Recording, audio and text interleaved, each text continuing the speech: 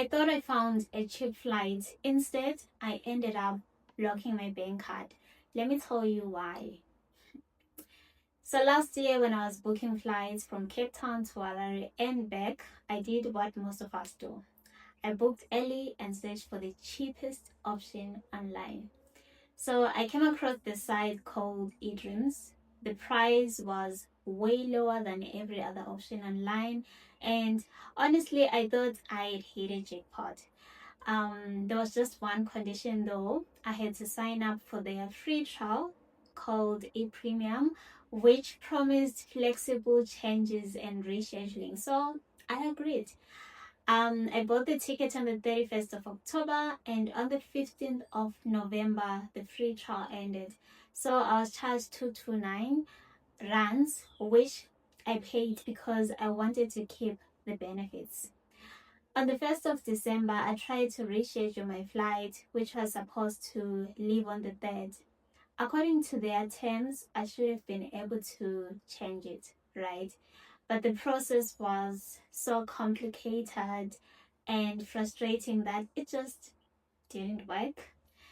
That same day, I cancelled the premium subscription. Now, here's the shocking part. On the 23rd of December, after cancelling on the 1st of December, I was charged another 229 rands. This was after 13 failed attempts from the 9th of December. I tried to remove my card details from their website. This was not possible. I tried calling them, no response. The chatbot, completely useless. So I checked their reviews on Hello Peter, and man, that's when I realized I had a bigger problem, and it was just more than just, a failed cancellation. So I contacted my bank and they advised me to block my card and apply for a new one.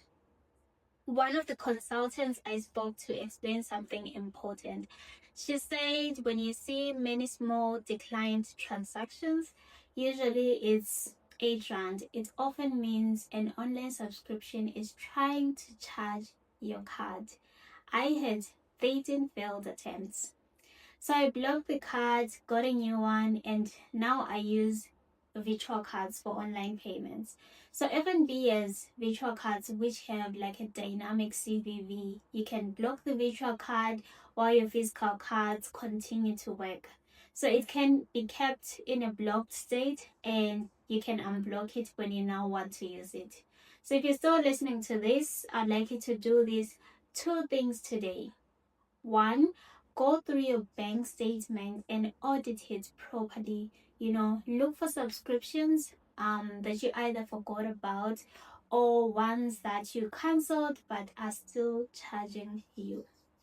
2, ask your bank about virtual cards. They are easier to block, safer for online payments, and they save you stress. And also, just a bonus tip, when you're booking flights, please try to buy directly from the airline or through your bank app, and also avoid subscribing to funny things this year. They cost more than money. They cost peace of mind. So if this could save someone stress or money, please share it with them.